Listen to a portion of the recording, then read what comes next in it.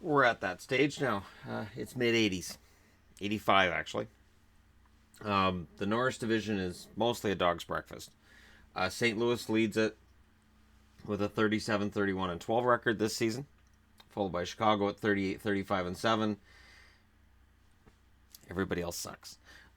Detroit 27, 41, and 12. Minnesota 25, 43, and 12. And Toronto, a league worst, 20, 42, 52, and 8. In the Smythe division, of course, the Oilers rule the day, 49, 20, and 11, followed by Winnipeg. Winnipeg at 43, 27, and 10.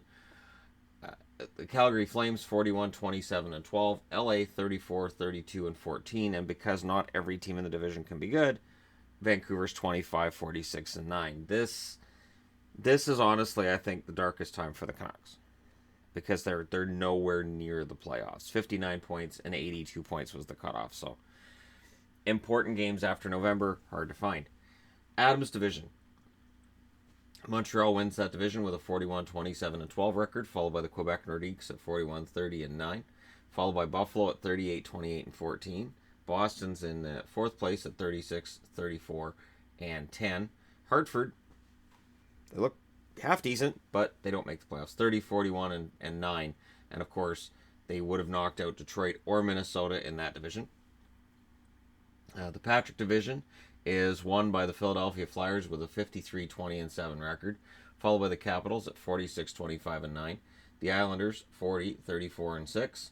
Then it gets bad. The Rangers 26, 44, and 10. New Jersey 22, 48, and 10. And the Pittsburgh Penguins 24, 51, and 5. So the first year with Mario, he's great, but the team is not. Wayne Gretzky breaks his own record. He gets 135 assists that year. He ends up with 208 points, which is 4 off of his record. The next highest scorer in the league has 135 points. 135 points for the second leading scorer in the league, who's Jari Kurri, his line mate, and he has 135 assists. That's insane. May 12th, 1984, the Maple Leafs signed Steve Thomas. September 11th, 1984, the Flames signed Joel Otto.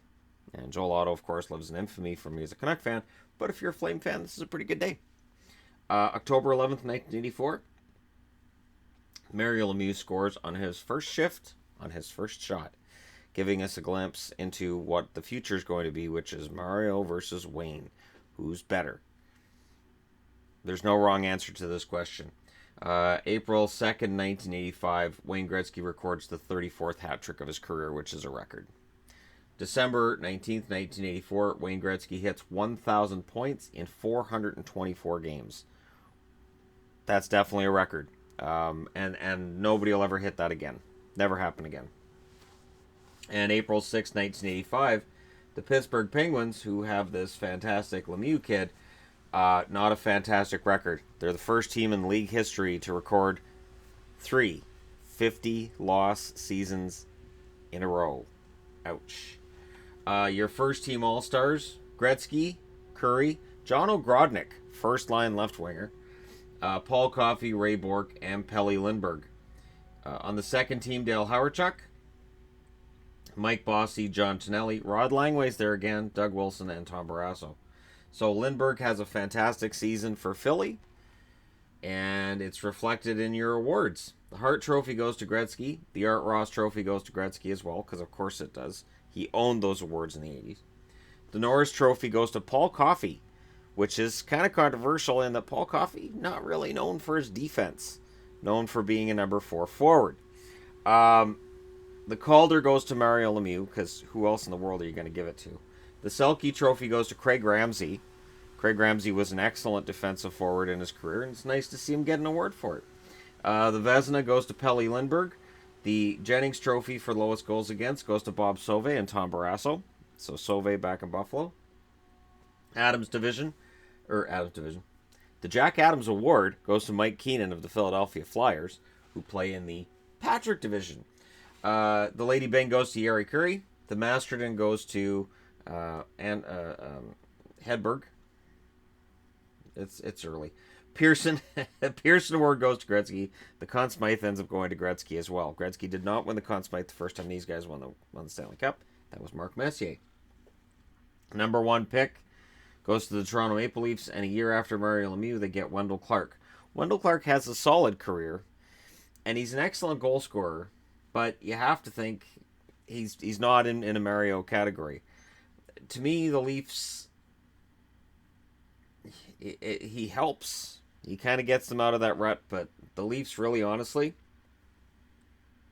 as I'm recording this in 2018, I think it's the best the team's ever looked. But we're going through history here. Clark ends up playing 793 games, getting 330 goals, 234 assists, 564 points. He plays for Toronto 3 times. 3 times he's a Maple Leaf. He also plays for Quebec, the Islanders, Tampa, Detroit, and Chicago. So, useful guy. Picked up a lot for 1 year here and there. Or as a rental. Leader, team captain, all the wonderful things that he needs to be. But you wonder if the Leafs had that number 1 draft pick and if it had been Mario the year before. Anyways. The division semifinals getting into the playoffs. Montreal and Boston is what? It's a bad matchup for Boston. That's right.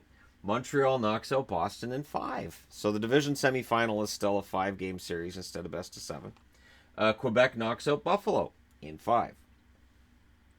So the Adams and all of the fightingest series are taking place now.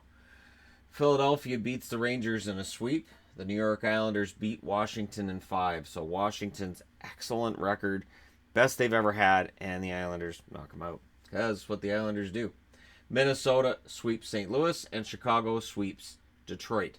So Minnesota shocks St. Louis, and Chicago less of a shock against Detroit. Detroit pretty bad at this point in time. Edmonton sweeps LA in the first round in 85, so no miracle in Manchester that year. And Winnipeg beats Calgary in 4. So the Winnipeg Jets move on for the first time in their history to the second round of the playoffs. In the division finals, Quebec beats Montreal in 7. And that was one hell of a series.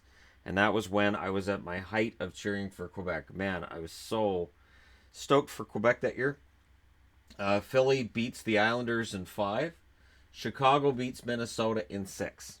So Minnesota, very resilient team considering their record had been one of only 25 wins that year, and it takes 6 games to knock them out in the second round. And the Edmonton Oilers reward Winnipeg for winning their first round by sweeping them. So 4-game sweep, and the Oilers don't leave anything to chance. And in the conference finals, Edmonton beats Chicago in 6, and Philadelphia stops the Quebec Cinderella story in 6. Quebec able to reach the conference finals twice, not able to get any further than that. And in the finals, it's Edmonton and Philly, and we're playing the 2-3-2 system again. So the Oilers love the 2-3-2 system. Yeah, we'll let you have your first 2 games at home. We'll take the next 3. How does that sound? No, doesn't matter. We're the first place team. We can decide. Philadelphia wins the first game at home, 4-1. All they have to do is hold serve at home, and then they can't get swept in Edmonton. But Edmonton wins game 2, 3-1. So Edmonton's going home. And what does Edmonton do when they go home in this series and in the mid-80s in general? They don't lose. They win 4-3, 5-3, and finally by a score of 8-3. They take the Philadelphia Flyers out in 5. The Pelle Lindbergh story doesn't matter. Mike Keenan as coach doesn't matter. All of the other wonderful stories going on with the Flyers in the end, the Oilers don't care. It's not their problem. It's not their story. They could care less. The playoffs, your goals leader is Jari Kurri. Your assists leader is Wayne Gretzky. Kurri has 19 goals to tie the record. Gretzky with 30 assists. 47 points for Gretzky that year. 47 points in the playoffs. 47. I mean, this past spring, we had Jake Gensel with 21 in 12 games, and that seemed just insane. And Gretzky be like, that's okay, I guess. Wins. Grant Fuhr with all 15, and Pelle Lindbergh with 12. So the Oilers are at the height of their dynasty at this stage of the game. 85 was one of the most impressive seasons they put on. Yes, they had fewer wins than they had the year before, but it was no less an impressive run. Because in the playoffs, they didn't lose a game here, they didn't lose a game here, they lost 2 here, and they lost 1 here. So they were 15-3 in that year's playoffs. There was never any doubt that the Edmonton Oilers were going to win another Stanley Cup. And for the Islanders, who were looking to win 5 out of 6, they didn't really look like a threat outside of knocking out Washington. The Philadelphia Flyers took care of them with Pelle Lindbergh. And of course, tragically, it would be the summer of 1985 where Pelle Lindbergh would perish in a car accident. And the Philadelphia Flyers would bounce back from that well and with pride. And we'll get into that tomorrow and with how that affected Philadelphia's record or didn't affect Philadelphia's record at the end of the day. And I haven't done, as far as I can remember, I have not done a video strictly on Pelle Lindbergh and his shortened career. But at a time when goaltenders really couldn't stop the puck because of the way the game was being played and because of the amount of offensive talent, Lindbergh looked like a throwback to goalies who could stop the puck. So he is a light that's sort of diminished from having a shortened career, yeah, he was one of the best goalies during the 80s. He just didn't play for very long. All right. Thank you guys so much for watching. As always, let me know what you guys think in the comment section below this video. Hit like and subscribe if you're browsing your way through. You just happen upon it as well. And I'll talk to you again soon.